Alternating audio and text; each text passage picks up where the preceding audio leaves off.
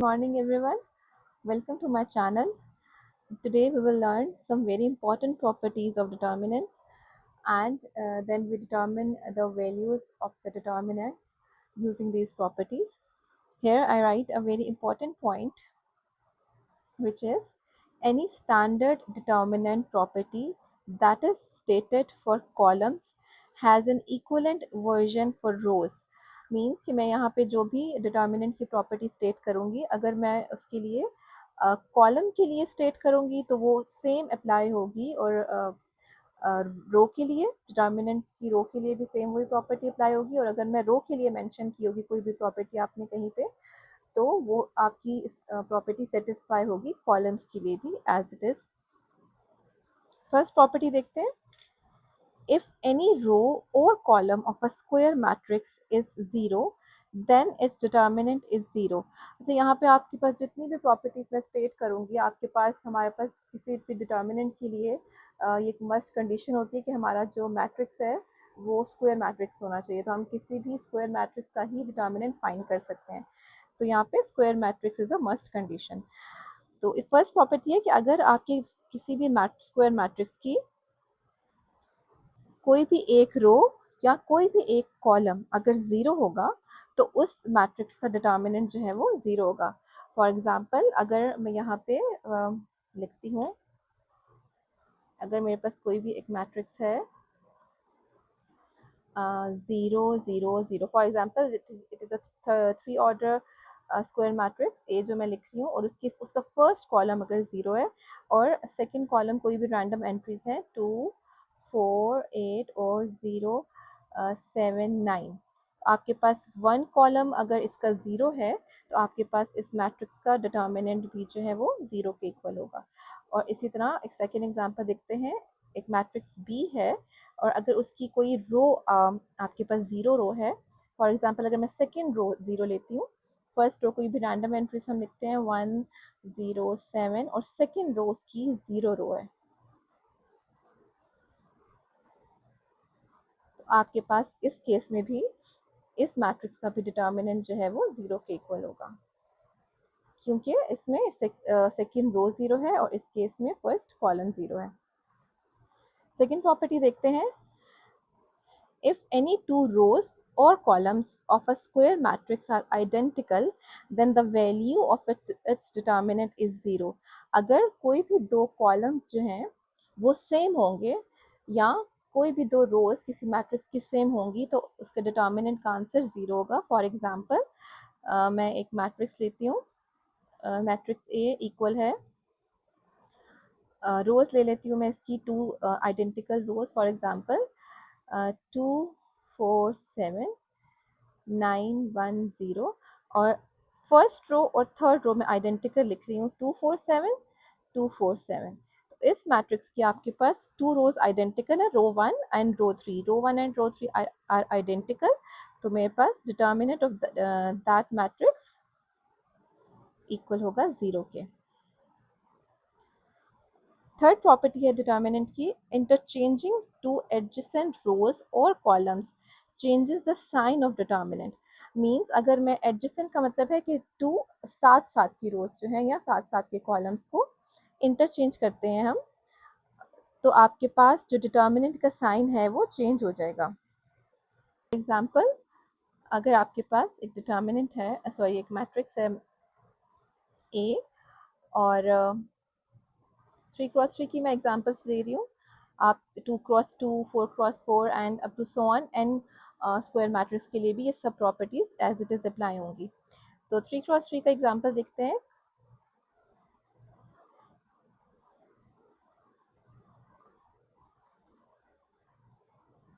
ये मैंने रैंडम एक मैट्रिक्स लिखा है ए, और अगर मैं इसकी फर्स्ट टू कॉलम्स को इंटरचेंज करती हूँ और मेरे पास एक न्यू मैट्रिक्स आता है बी, और मेरे पास अगर सेकेंड मैट्रिक्स बी जो आता है वो कैसे आता है, by interchanging the column 1 and column 2, adjacent columns को इंटरचेंज करना है। मैं कॉलम 1 और कॉलम 3 को इंटरचेंज नहीं कर सकती, मुझे साथ के कॉलम्स लेने हैं और एडजेसेंट कॉलम्स। तो कॉलम 1 और 2 को रिप्लेस कर इंटरचेंज करूंगी तो 4 7 1 एंड 2 9 0,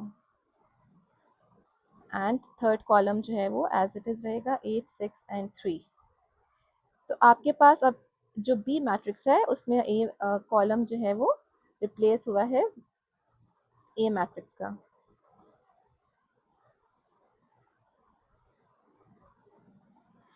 इन दैट केस आपके पास डिटर्मिनेंट ऑफ ए किसके इक्वल होगा, minus time determinant of B. आपके पास एडिशन कॉलम चेंज करने से डिटर्मिनेंट का साइन चेंज हो गया। फोर्थ प्रॉपर्टी है, if two rows or columns are proportional, means if one is a scalar multiple of the other, then its determinant is zero। Example देखते हैं। मैं एक रैंडम मैट्रिक्स लिख रही हूँ लेट ए, और वो कौन सा लिख रही हूँ, किस फॉर्म का है, जिसकी two any two random columns जो हैं वो एक दूसरे का स्केलर मल्टीपल है। फॉर एग्जांपल इसकी फर्स्ट कॉलम अगर है 2, 3, 4 और इसका सेकंड कॉलम है 4, 6, 8 और थर्ड कॉलम फॉर एग्जांपल अगर इसका है 0, 1, 9, तो आप देखिए कि इसका जो सेकंड कॉलम है वो स्केलर मल्टीपल है फर्स्ट कॉलम का, यानी कि मैं इसको लिख सकती हूँ 2, 3, 4 first column as it is, और सेकंड कॉलम को मैं लिख सकती हूँ, यहाँ से मैं 2 कॉमन लूँगी तो 2 2 ज़ 4, 6 को मैं लिख सकती हूँ 2 क्रॉस 3 एंड 8 को मैं लिख सकती हूँ 2 क्रॉस 4। सॉरी, और थर्ड कॉलम है 0, 1, 9। अब आप देखिए ये एक ऐसा मैट्रिक्स है कि इसकी जो रो 2 है this is a scalar multiple of, sorry column 2 है वो स्केलर मल्टीपल है कॉलम 1 का। कॉलम 1 है 2, 3, 4 और कॉलम 2 है स्केलर मल्टीपल 2 का मल्टीपल है कॉलम 1 के। तो आपके पास इस इन that case determinant of A equal हो जाएगा 0 के।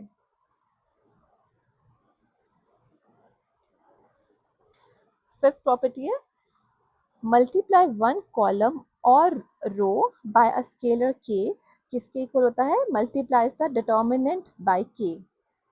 एग्जाम्पल, किसी भी मैट्रिक्स ए का डिटर्मिनेंट अगर मैं लेती हूँ, आप इसको डिटर्मिनेंट के फॉर्म में भी लिख सकते हैं, मैट्रिक्स के फॉर्म में भी लिख सकते हैं।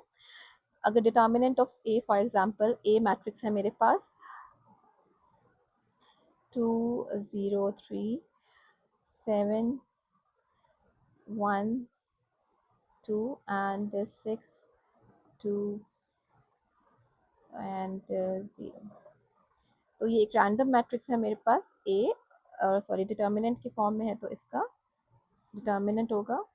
अगर अब मैं इस डिटर्मिनेंट को मल्टीप्लाई करती हूँ इसकी किसी भी एक कॉलम को या किसी भी एक रो को किसी स्केलर से, लेट मैं स्केलर ले लेती हूँ 3, तो अगर मैं 3 को मल्टीप्लाई करती हूँ डिटर्मिनेंट ऑफ ए के साथ, 3 अगर मल्टीप्लाई हो रहा है आपका डिटर्मिनेंट के साथ तो आपका, मैं इस 3 को किसी भी एक कॉलम या किसी भी एक रो के साथ मल्टीप्लाई कर सकती हूँ। For example I choose the second row, तो मैं इसको लिख सकती हूँ, फर्स्ट रो मेरे पास एज इट इज़ रहेगी और सेकंड रो के साथ 3 मल्टीप्लाई हो जाएगा, 3 multiply by 7, 1 multiply bye 3 and 2 multiply by 3, और थर्ड रो भी हमारी एज इट इज़ आएगी। तो आपका स्केलर मल्टीपल जो है मल्टीप्लाई द डिटर्मिनेंट बाय के, तो मल्टीप्लाई किया है मैंने स्केलर 3 को डिटर्मिनेंट के साथ, मेरे पास रिजल्टेंट आया है कि मैंने स्केलर 3 को एक रो से अंदर मल्टीप्लाई कर दिया है। तो इसको मैं लिख सकती हूँ 2, 0, 3, 21, 3 एंड 6।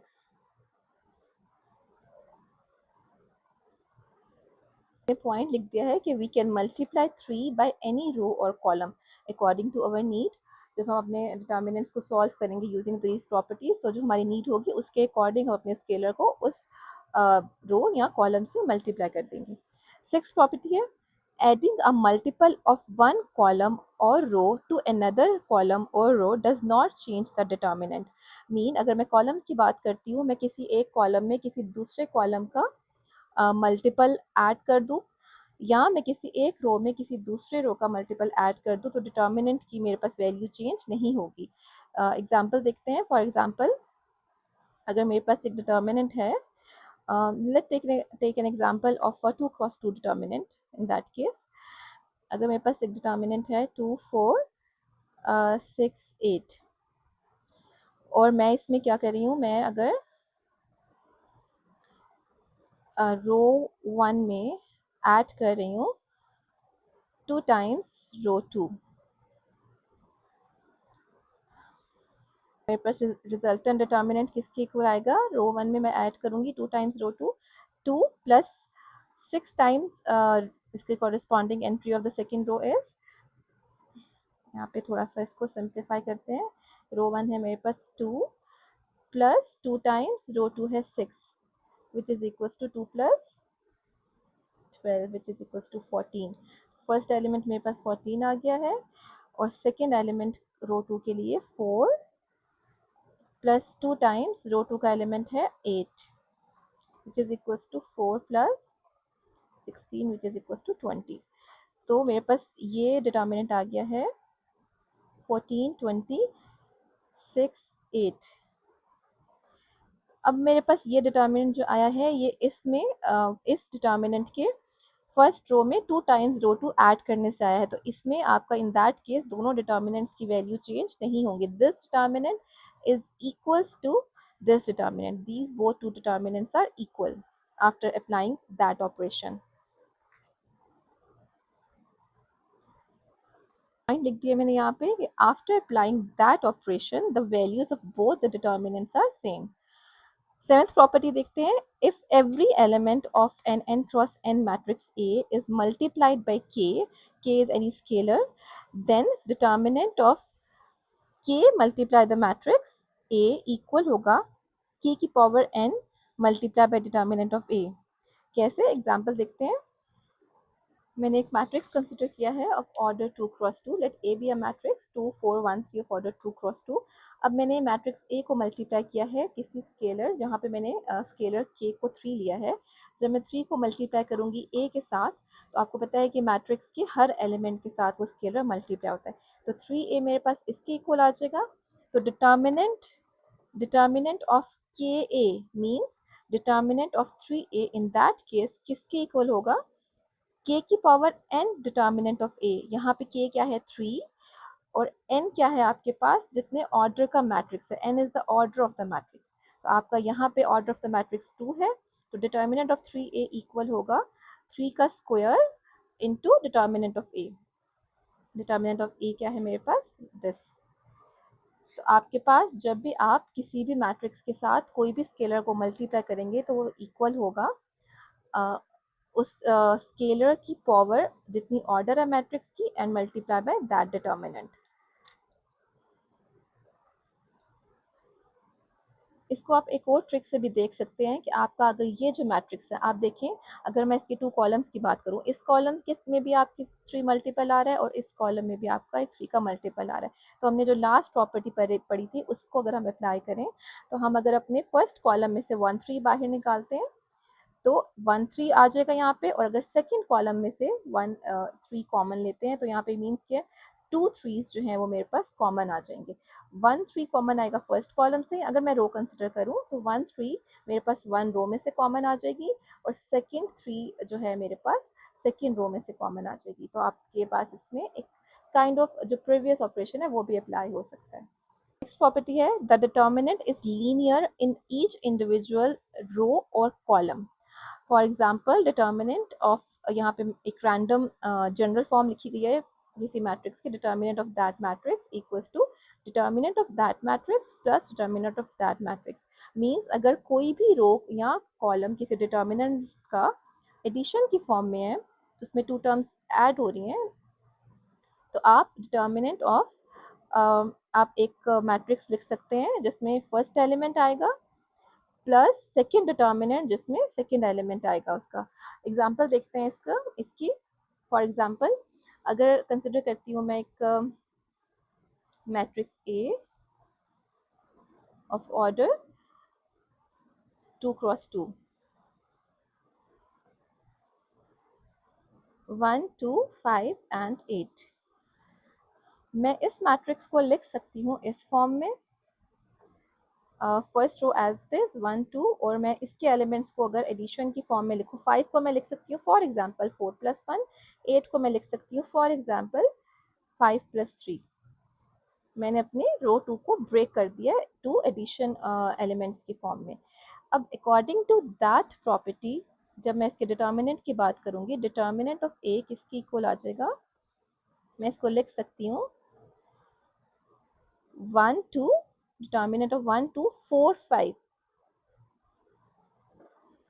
एक जो है सेकेंड रो को मैंने ब्रेक किया है, 4 और 5 एलिमेंट्स पहले लिखे हैं, प्लस बाकी रोज आपने कॉलम या जो रोज हैं वो एज इट इज लिखनी है। सिर्फ जो ब्रेक किया है हमने जिस रो या जिस कॉलम को, उसके एलिमेंट्स को हमने अलग अलग लिखना है। तो फर्स्ट रो से एज इट इज होगी 1 2 और सेकेंड रो 1 3,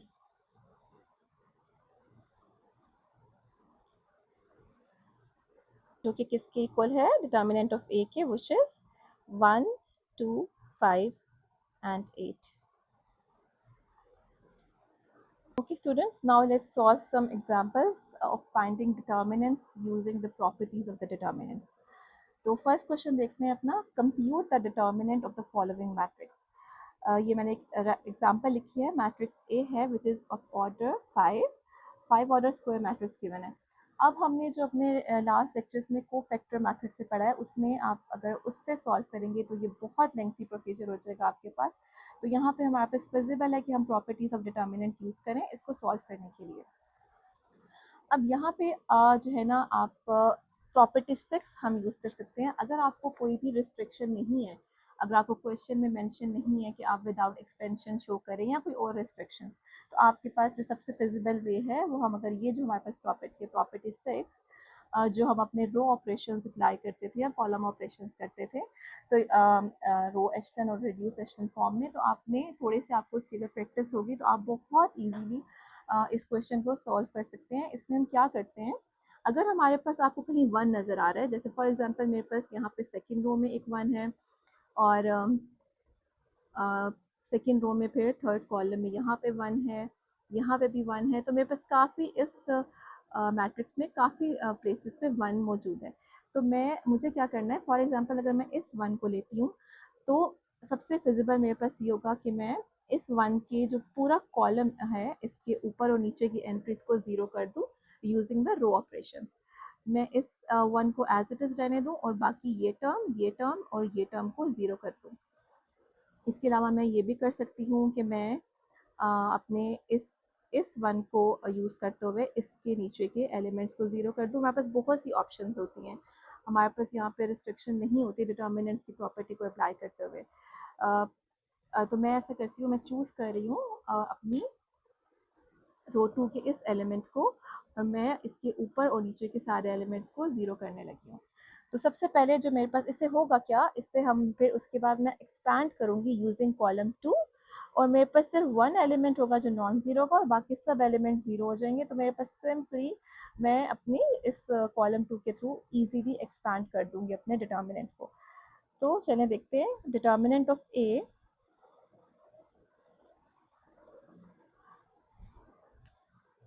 फर्स्ट ऑपरेशन जो है, मैं डिटर्मिनेंट, अब मैं डिटर्मिनेंट सॉल्व कर रही हूँ, तो मैंने अपने मैट्रिक्स ए को डिटर्मिनेंट की फॉर्म में लिखने लगी हूँ। यहाँ पे अब डिटर्मिनेंट पे जो ऑपरेशन अप्लाई करूँगी, ऑपरेशन अप्लाई करने के बाद मैं यहाँ पे रिजल्टेंट डिटर्मिनेंट लिखूँगी। सबसे पहले मैं रो 1 पे ऑपरेशन अप्लाई करती हूँ, मैं इस एलिमेंट को 0 करना चाहती हूँ। तो इस एलिमेंट के लिए अब मैं करूँगी R1 में, अगर R1 किस में कन्वर्ट हो जाएगी, R1 में मैं R1 माइनस 2 टाइम्स R2 करूँ, अगर अगर मैं इसमें से -2 टाइम्स ये करूँ तो ये एलिमेंट 0 हो जाएगा। तो चलिए ये ऑपरेशन करते हैं सबसे पहले रो 1 पे, तो ये इसके हर एलिमेंट पे ऑपरेशन अप्लाई होगा। तो मैं आपको 2-3 एलिमेंट्स को सिर्फ सॉल्व करके दिखाऊंगी और बाकी फिर मैं वैल्यूज, सॉल्व वैल्यूज लिखूंगी। अच्छा, रो 1 के सबसे पहले एलिमेंट है, फर्स्ट एलिमेंट है मेरे पास 6, इसमें से माइनस करूँगी 2 times corresponding element of row 2 which is 2। तो 6 माइनस 4 इक्वल्स टू 2, तो फर्स्ट एलिमेंट मेरे पास आ जाएगा रो 1 का 2। नेक्स्ट है मेरे पास 2, इसमें से माइनस करूँगी 2 टाइम्स रो 2 का element which is 1, 2 minus 2 is 0। Second element मेरे पास फर्स्ट रो का आ जाएगा 0। नेक्स्ट है मेरे पास रो 1 का एलिमेंट 1 माइनस 2 टाइम्स रो 2 का कॉरेस्पॉन्डिंग एलिमेंट है 1, 1 माइनस टू इक्वल्स टू -1, तो थर्ड एलिमेंट मेरे पास आ जाएगा -1। और इसी तरह बाकी ऑपरेशन जब मैं इन टू एलिमेंट्स पे ये ऑपरेशन अप्लाई करूँगी तो मेरे पास रिजल्टेंट वैल्यू आएंगी 4 एंड 3। ओके, नेक्स्ट रो 2 जो है वो मेरे पास चेंज नहीं होगी क्योंकि मैं इसी के एलिमेंट को लेके अपनी बाकी एलिमेंट्स को ज़ीरो कर रही हूँ, तो रो 2 को मैं एज इट इज़ लिखूँगी, विच इज़ 2 1 1 -2 1। अब रो 3 पे मैंने ऑपरेशन करना है। रो 3 में से अगर मैं सब्ट्रैक्ट कर दूँ रो 2 तो ये टर्म ज़ीरो हो जाएगी। तो ऑपरेशन लिखती हूँ मैं अपना रो 3 पे R3 माइनस R2, तो 2 minus 1 sorry 1 minus 2 is -1, 1 minus 1 is 0, 2 minus 1 is 1, minus 2 minus plus 2 is 0, no it's 0 and 2। Okay, अब मुझे ये टर्म तो ऑलरेडी मेरे पास 0 है, तो मुझे रो 4 पे भी ऑपरेशन अप्लाई करने की ज़रूरत नहीं है। रो 4 में एज इट इज़ लिखूँगी, विच इज़ 3 0 2 3 एंड -1। और रो 4 के लिए आप देखिए मैं -1 में ऐड करूँगी अगर रो 2, तो मेरे पास ये टर्म 0 हो जाएगी। तो रो 4 पे कौन सा ऑपरेशन अप्लाई होगा मेरे पास, R4 में ऐड करूँगी मैं R2 को। तो अगर हम यूँ सीक्वेंस के साथ चलेंगे तो हमारे पास मिस्टेक के चांसेस कम होते हैं। तो R4 plus R2, -1 plus 2 is 1, -1 plus 1 is 0, -3 plus 1 is -2, 4 minus 2 is 2 and 2 plus 1 is 3। Students R4 तो हमारा एज इट इज़ था, R5 पे मैंने ये ऑपरेशन अप्लाई किया कि R5 में मैंने ऐड किया है R2 को। नेक्स्ट स्टूडेंट आप देखिए कि आपका पास जो है कॉलम 2, ये इसकी सब एंट्रीज आपकी 0 हो गई हैं एक्सेप्ट दैट एंट्री। तो मैं क्या करूँगी नेक्स्ट स्टेप में, एक्सपैंड कर दूँगी थ्रू कॉलम 2, थ्रू C2। अब जो C2 की फर्स्ट एंट्री है वो आपके पास 0 है जब आप C2 के थ्रू एक्सपेंड कर रहे हैं। तो अब 0 सबसे पहले एंट्री के साथ मैं जब करूँगी एक्सपैंड, तो फर्स्ट एंट्री है मेरे पास 0, उसके साथ जो भी डिटर्मिनेंट मल्टीप्लाई होगा या कोफैक्टर, जो इस एलिमेंट का कोफैक्टर मल्टीप्लाई होगा, वो आपके पास मल्टीप्लाई जब होगा 0 के साथ उसकी वैल्यू 0 आ जाएगी, तो हमें इसको लिखने की ज़रूरत नहीं है। नेक्स्ट अब आपने नेक्स्ट आपके पास एंट्री है 1। अब आपके पास अब यहाँ पे आपने जो साइन की प्रॉपर्टी है वो देखना है कि यहाँ पे 1 के साथ प्लस का साइन आएगा या माइनस का साइन आएगा। अब आप देखें आपके पास किस तरह साइंस थे हमारे पास, इस तरह से थे कि इस एलिमेंट का प्लस का साइन होगा, माइनस का, फिर प्लस का, फिर माइनस का, फिर प्लस का, प्लस के बाद फिर नेक्स्ट माइनस का साइन, फिर प्लस का, minus, plus, minus and so on. इस तरह से हर एलिमेंट के साथ हम इस तरह से साइन लगाते हैं। अब इस एलिमेंट के साथ मेरे पास जो साइन आएगा डिटर्मिनेंट को सॉल्व करते वक्त, वो प्लस का साइन है, तो +1 इसके साथ मल्टीप्लाई होगा कौन सा डिटर्मिनेंट, आपने कैंसिल आउट करना है इस एलिमेंट की कॉरस्पॉन्डिंग रो को और इस एलिमेंट की कॉरस्पॉन्डिंग कॉलम को। तो जो हम आपके पास रिजल्टेंट एलिमेंट्स आएंगे उनको आपने डिटर्मिनेंट के फॉर्म में लिख लेना है। स्टूडेंट्स मैंने लिख दिए हैं एलिमेंट्स, 2 2 -1 4 3, 2 -1 4 3, नेक्स्ट है -1 1 0 2, -1 1 0 2, 3 2 3 -1, 3 2 3 -1 and 1 -2 2 3, 1 -2 2 and 3। यहाँ से जो बाकी की टर्म्स है वो -0 +0 एंड -0, जब हम बाकी टर्म्स के साथ मल्टीप्लाई करेंगे उनके कोफैक्टर्स, तो में हमारे पास आंसर उनका 0 आ जाएगा। अब देखिए मेरे पास पूरा एक ऑर्डर रिड्यूस हो गया है। अब फर्दर मुझे इसको मज़ीद मैं अपना रिड्यूस करूँगी इसका ऑर्डर, इसी तरह से कोई ना कोई कॉलम ऑपरेशन चूज़ करूँगी या रो ऑपरेशन चूज़ करूँगी मैक्सिमम एलिमेंट्स को 0 लाने के लिए। अब यहाँ देखिए अगर मैं इसी एलिमेंट को दोबारा चूज़ करती हूँ इसके जो इसी रो की बाकी एलिमेंट्स को 0 करने की, क्योंकि ऑलरेडी यहाँ पे एक 0 मौजूद है, तो मुझे सिर्फ ये 0 करने की ज़रूरत होगी और ये 0 करने की ज़रूरत होगी, और फिर मैं इस एलिमेंट के थ्रू अगेन एक्सपैंड करूँगी तो मेरे पास एक ऑर्डर और रिड्यूस हो जाएगा। तो अब मुझे इसको यूज़ करते हुए, इस एलिमेंट को यूज़ करते हुए अपने इन टू एलिमेंट्स को 0 करना है। यहाँ पे कॉलम ऑपरेशन मैं अप्लाई करूँगी और ये डिटर्मिनेंट किसके इक्वल होगा, क्योंकि रो या कॉलम ऑपरेशन प्रॉपर्टी 6 के जो यूज़ करते हुए अगर मैं किसी भी कॉलम या रो में किसी दूसरे कॉलम या रो की मल्टीपल ऐड करती हूँ तो मेरे पास रिजल्टेंट डिटर्मिनेंट सेम रहता है। तो यहाँ पे सबसे पहले मैं ऑपरेशन अप्लाई करती हूँ। अगर मैं C1 में ऐड कर दूँ C2 -1 + 1 0 हो जाएगा। C1 + C2 करती हूँ। अब C1 में चेंजिंग आएगी आपके पास कॉलम 1 में। कॉलम 1 में मैं पूरा कॉलम 2 ऐड कर रही हूँ, तो 2 - 1 is 1, -1 + 1 is 0, 3 + 2 is 5 and 1 - 2 is -1। C2 as it is रहेगा क्योंकि मैं C2 का एलिमेंट ही यूज़ कर रही हूँ। तो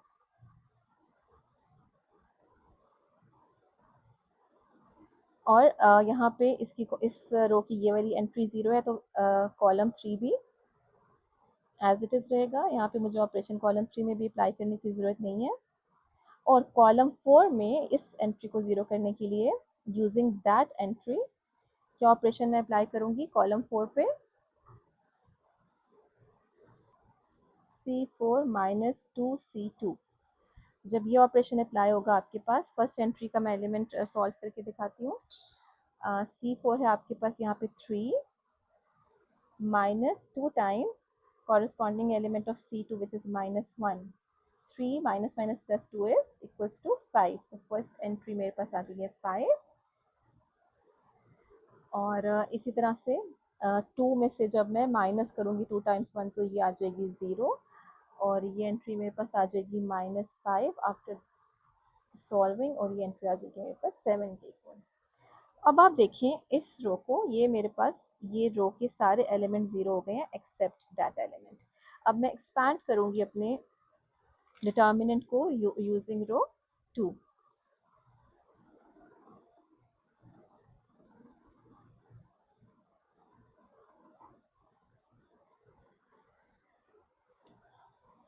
साइंस देखते हैं। इधर सबसे पहले एंट्री से प्लस का साइन होता है और फिर यहाँ पे माइनस का होता है। यहाँ माइनस है तो यहाँ पे प्लस होगा, यहाँ माइनस होगा, यहाँ प्लस होगा एक्सपैंड करते वक्त। अच्छा, फर्स्ट एलिमेंट जो है एक्सपैंड करूँगी तो फर्स्ट एलिमेंट मेरे पास आएगा 0 और इसके साथ मल्टीप्लाई होगा इसी का कोफैक्टर। तो 0 के साथ जब वो डिटर्मिनेंट मल्टीप्लाई होगा तो वो उसका आंसर 0 आएगा। नेक्स्ट मेरे पास है +1 और इसके साथ जो इसका माइनर आएगा वो क्या होगा, आपने इसके कॉरस्पॉन्डिंग 1 के कॉरस्पॉन्डिंग कॉलम को और उसके कॉरस्पॉन्डिंग रो को कैंसिल करके जो आपके पास रिमेनिंग एलिमेंट्स आएंगे वो हम लिख देंगे, विच इज़ 1 4 5 and 5 3 -5 -1 2 7। अगेन नेक्स्ट ये एंट्री है -0 मल्टीप्लाई इसका कॉरस्पॉन्डिंग डिटर्मिनेंट और +0 मल्टीप्लाई इसका कॉरस्पॉन्डिंग जो डिटर्मिनेंट है। अच्छा, ये डिटेल में जो है मैंने एक्सपेंशन थ्रू कोफैक्टर जो मेथड है वो लास्ट लेक्चर में करवाया है। अगर आपको इसमें कोई कंफ्यूजन हो रही है एक्सपैंड करने में कि how we expand the determinant using any row और कॉलम, तो आप मेरा लास्ट लेक्चर में डिटेल से देख सकते हैं द कोफैक्टर मेथड्स। मेरे पास ये एक सिंपल सा 3x3 डिटर्मिनेंट जो है ऑर्डर का डिटर्मिनेंट आ गया है और सिंपल आप इसको कोफैक्टर मेथड से फाइंड कर सकते हैं या सारोस मेथड से फाइंड कर सकते हैं जो आपको फिजिबल हो। तो इसको जल्दी से शॉर्ट से तरीके से मैं कोफैक्टर मेथड से फाइंड करूँगी। मैं एक्सपैंड करने लगी हूँ using row 1।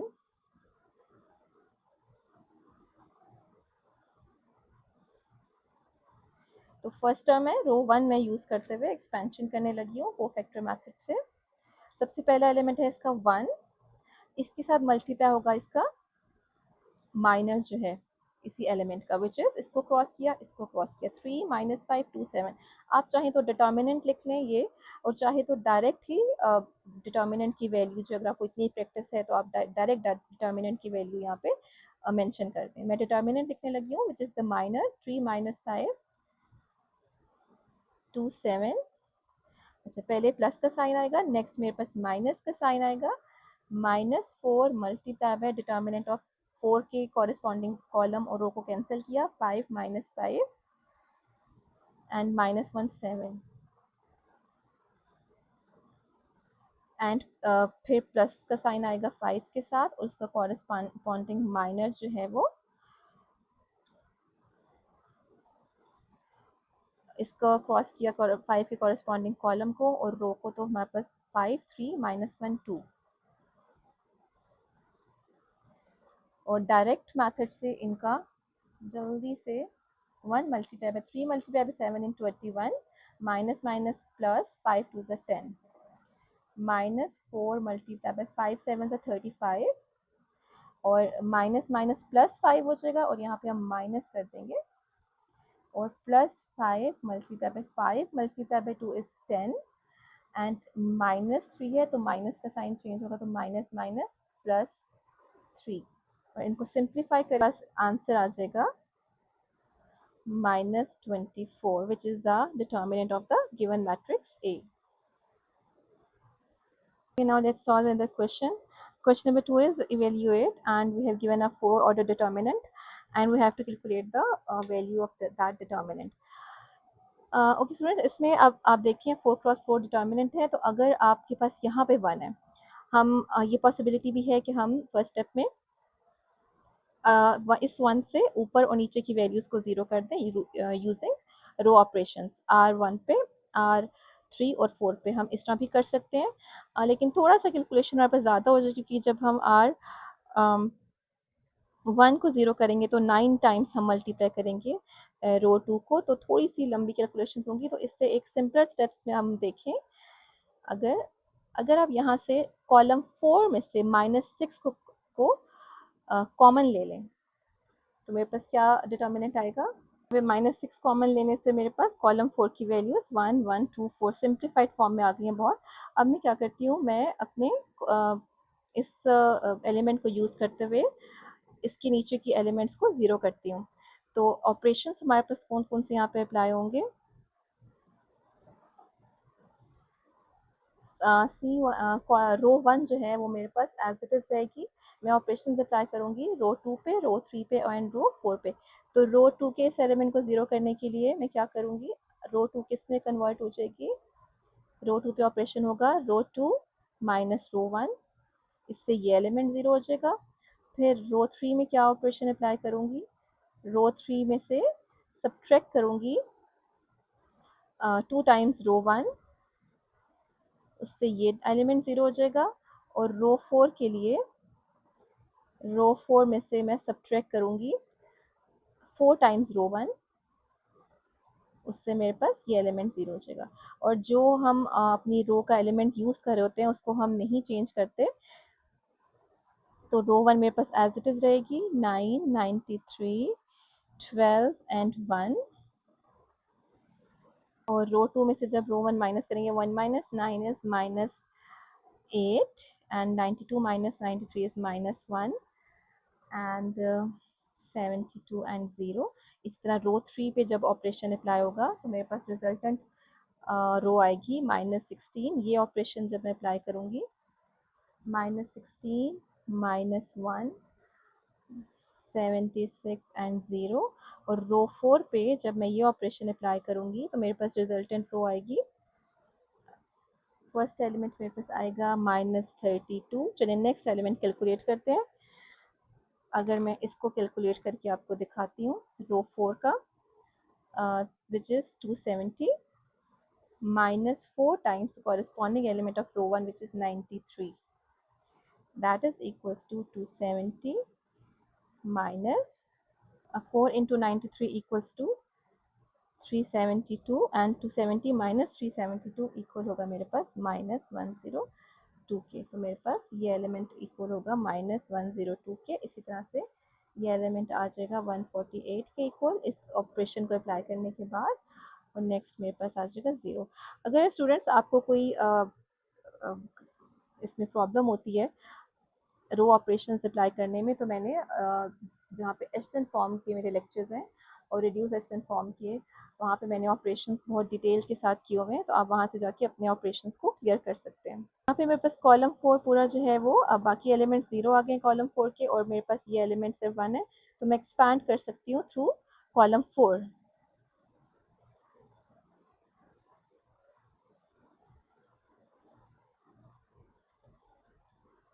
Using the cofactor expansion method. तो मेरे पास रिजल्टेंट डिटर्मिनेंट इक्वल आएगा -6। अच्छा, यहाँ पे साइन देख लें हम कि इस यहाँ पे प्लस का साइन है, यहाँ माइनस, यहाँ प्लस, और यहाँ पे 1 के साथ माइनस का साइन आएगा। तो जब मैं कॉलम 4 के थ्रू एक्सपेंड करूँगी तो 1 के साथ -1 और मल्टीप्लाई होगा डिटर्मिनेंट किसका, इसके कॉरस्पॉन्डिंग रो को और कॉरस्पॉन्डिंग कॉलम को कैंसिल करके ये जो वैल्यूज़ है इनका डिटर्मिनेंट लिखूंगी। ओके, ये वो -1 के साथ ये डिटर्मिनेंट रिजल्टेंट डिटर्मिनेंट मैंने लिख दिया है जिसका माइनर है। उसके बाद नेक्स्ट एलिमेंट है 0 प्लस 0, उसके साथ जो डिटर्मिनेंट होगा वो 0 हो जाएगा, -0 एंड +0। ओके, नेक्स्ट स्टूडेंट, आप चाहें तो अब इसको डायरेक्ट भी कोफैक्टर मेथड के साथ एक्सपैंड कर सकते हैं, लेकिन और चाहें तो इसको मज़ीद सिंप्लीफाई कर सकते हैं। तो मैं यहाँ पे इसको मज़ीद सिंप्लीफाई करूँगी कुछ कॉलम ऑपरेशंस और रो ऑपरेशंस करके। इस डिटर्मिनेंट को मज़ीद सिंप्लीफाई फॉर्म में लाने के लिए आप देखिए, अगर मैं C1 में से कॉमन ले लूँ -4, तो ये थोड़ा सा कैलकुलेशंस हमारे पास नंबर्स छोटे आ जाएंगे। इसमें से -1 कॉमन ले सकती हूँ C2 में से, और C3 में से मैं कॉमन ले सकती हूँ 4। तो ये माइनस माइनस +6 हो जाएगा। और यहाँ पे मैं ऑपरेशंस लिखने लगी हूँ। पे मैंने -8 कॉमन ले लिया है C1 में से, -1 कॉमन ले लिया है C2 में से, और +4 कॉमन ले लिया है C3 में से। और इसमें हमारे पास प्रॉपर्टी डिटर्मिनेंट की स्टूडेंट्स यूज़ हो रही है कि जब आप किसी भी कॉलम या रो में से कोई टर्म स्केलर मल्टीपल कॉमन लेते हैं तो वो मल्टीप्लाई हो जाता है पूरे डिटर्मिनेंट के साथ। तो जिस तरह मैंने कॉलम 1 में से अगर -8 को बाहर निकाला है तो पूरा आपके पास यहाँ से -8 अगर कॉमन लेंगे तो मल्टीप्लाई होगा होल डिटर्मिनेंट के साथ। -1 इस कॉलम में से लिया है तो मल्टीप्लाई होगा होल डिटर्मिनेंट के साथ, और +4 यहाँ से कॉमन लिया है तो ये बाहर आके मल्टीप्लाई हो जाएगा होल डिटर्मिनेंट के साथ। अब यहाँ पे देखें, ये कॉलम 1 बहुत सिंप्लीफाई फॉर्म में मेरे पास आ गया है। अब मैं इन टू टर्म्स को इजीली 0 कर सकती हूँ। स्टूडेंट्स, यहाँ पे अब इन वैल्यूज़ को जो मैंने मल्टीप्लाई किया तो 192 आंसर आ गया, और इसको मैंने मज़ीद रिड्यूस करने के लिए इस डिटर्मिनेंट को ऑपरेशन अप्लाई किए हैं C2 - C1। C2 में से C1 को माइनस किया ताकि ये एलिमेंट 0 हो जाए मेरे पास, और C3 में से माइनस किया है 18 टाइम्स C1, मतलब 18 में से इस C3 में से माइनस किया है 18 टाइम्स C1, तो 18 - 18 ये एलिमेंट 0 हो जाएगा। तो first column as it is रहेगा which is 1 to 4। Second column पे ये ऑपरेशन अप्लाई होगा C2 - C1 which is 1 - 1 is 0, 1 - 2 is -1 and 102 - 4 is 98, और C3 पे ये ऑपरेशन अप्लाई होने के बाद मेरे पास रिजल्टेंट C3 ये आ जाएगा। अब मैं सिंपली एक्सपैंड करूंगी अगेन इसको थ्रू रो 1।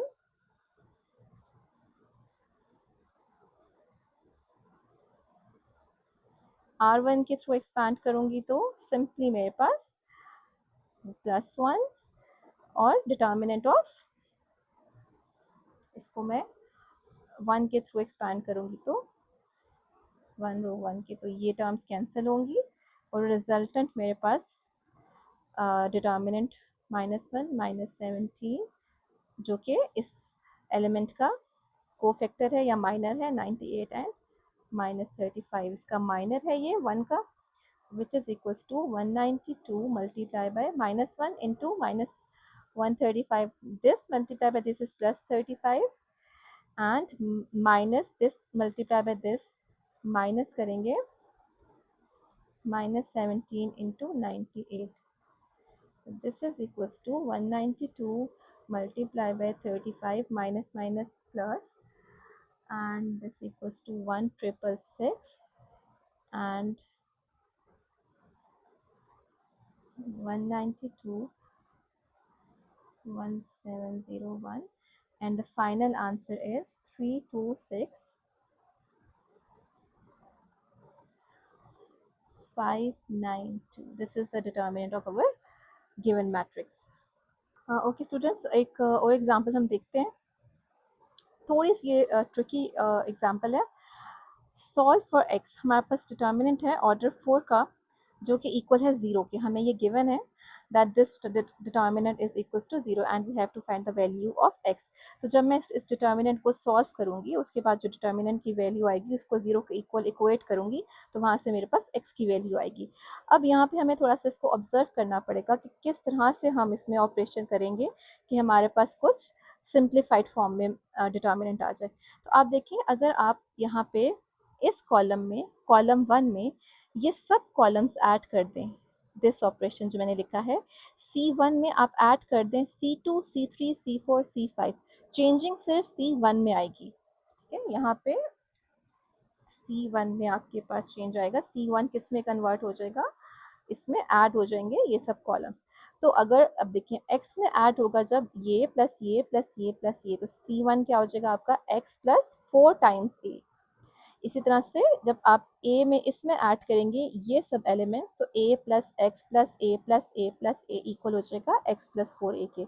इसी तरह आप जब इसमें ऐड करेंगे ये सब एलिमेंट्स, तो a plus A plus x plus A again x plus 4a आएगा आपके पास। इसी तरह से जब ये सब एलिमेंट्स ऐड करेंगे हम इसमें, तो x प्लस 4a, और ये सब एलिमेंट्स ऐड करेंगे इसमें, तो मेरे पास x प्लस 4a आ जाएगा।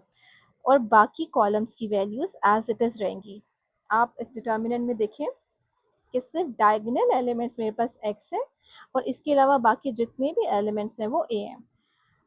अब कॉलम 1 तो मेरे पास चेंज हो गया इस कॉलम में, और बाकी कॉलम्स की वैल्यू एज इट इज़, उनमें कोई चेंजिंग नहीं आएगी। मैंने कोई ऑपरेशन अप्लाई नहीं किया कॉलम 2, 3, 4 और 5 पे। नेक्स्ट स्टेप में मैं क्या कर रही हूँ, मैं कॉलम 1 में से x प्लस 4a कॉमन ले लूँगी, क्योंकि x प्लस 4a इस पूरे कॉलम में है। तो taking x plus 4a common from C1, x plus 4a मैंने यहाँ से बाहर निकाला, तो मेरे पास रिजल्टेंट डिटर्मिनेंट क्या आया, इन सब कॉलम की जो वैल्यूज हैं C1 की, उसकी जगह 1, और बाकी सब के सब एलिमेंट्स एज इट इज़ मैंने यहाँ लिख दिए हैं। अच्छा, नेक्स्ट स्टेप में अब मेरे पास यहाँ पे आप देखिए, अब मेरे पास कॉलम 1 के सब एलिमेंट्स 1 है, तो मुझे मज़ीद सिंप्लीफाई करने के लिए विजिबल क्या होगा कि अब मैं रो 1 को मैं नहीं छेड़ रही, रो 1 को एज इट इज़ रखना है मैंने, और रो 1 को सब्ट्रैक्ट कर दूंगी बाकी सब रोज में से। जैसे हम रो रिड्यूस एशेलन फॉर्म में अपने मैट्रिक्स को जब कन्वर्ट करते हैं, तो हम एक एलिमेंट को फिक्स करते हैं जो पिवट है, उसको यूज़ करते हुए हम अपने बाकी एलिमेंट्स को ज़ीरो करते हैं। तो एक को मुझे यहाँ पे चूज़ करना है कि मैं कौन सा एलिमेंट लूँगी, और उसमें से वो उस रो का ऑपरेशन करूँगी बाकी सब रोज के ऊपर। तो अगर मैं इसको फिक्स करती हूँ 1 को, और मैं R2 में से माइनस करती हूँ R1, तो ये 0 आ जाएगा। R3 में से माइनस करती हूँ R1, तो ये 0 हो जाएगा। फिर R4 में से माइनस करती हूँ R1, तो ये 0 हो जाएगा। और R5 में से माइनस करती हूँ R1, तो ये एलिमेंट 0 हो जाएगा। तो ऑपरेशन देखते हैं, R2 minus R1, R3 minus R1, R4 minus R1, सब रोज में से मैंने R1 को जब माइनस किया, R1 तो एज इट इज़ रही, R1 पे कोई ऑपरेशन नहीं हो रहा, R2 से आगे ऑनवर्ड्स रोज पे ऑपरेशन हो रहे हैं। तो जब R2 माइनस R1 किया तो मेरे पास ये रिजल्टेंट रो आई, R3 माइनस R1 किया तो ये रिजल्टेंट रो आई, R4 माइनस R1 तो ये आया आपके पास रो, और R5 माइनस R1 किया तो आपके पास रिजल्टेंट ये रो आई। ओके स्टूडेंट, अब आप ये देखिए जो हमारे पास डिटर्मिनेंट आया है, आप नोट करें तो आपके पास इसके डायगोनल एलिमेंट्स में नॉन ज़ीरो है, और इसकी जो नीचे के डायगोनल से सब नीचे के एलिमेंट हैं वो ज़ीरो हैं, और ऊपर के सब एलिमेंट ज़ीरो नहीं है। ये एलिमेंट कुछ तो ज़ीरो हैं लेकिन कुछ नॉन ज़ीरो हैं। तो ये आपके पास this is an upper triangular matrix. ये जो मैट्रिक्स बनता है ये अपर ट्रायंगुलर मैट्रिक्स बन रहा है, क्योंकि डायगोनल से नीचे के सब एलिमेंट ज़ीरो हैं। और अपर ट्रायंगुलर मैट्रिक्स के लिए हमें पता है कि जो इसका डिटर्मिनेंट है वो इक्वल होता है product of its diagonal elements. हमारे पास डायगोनल मैट्रिक्स हो या अपर ट्रायंगुलर मैट्रिक्स हो या लोअर ट्रायंगुलर मैट्रिक्स हो, उन सब का डिटर्मिनेंट इक्वल होता है उनकी प्रोडक्ट, उस डायगोनल एलिमेंट्स के प्रोडक्ट के इक्वल। तो x plus 4a as it is, और आपके पास इस डिटर्मिनेंट का आंसर है product of its diagonal elements 1 multiply by x minus a multiply by x minus a multiply by x minus a multiply by x minus a, which is equals to x minus a की power 4 and that is equals to 0। Simplify कर लेंगे अपने equations को, x plus 4a equals to 0 and x minus a की power 4 equals to 0, and we get the final values of x, which are x equals to minus 4a and x equals to a. So students, this is it for today's lecture, and if you found this lecture helpful, please like the video, subscribe to the channel and share it with your friends. Take care.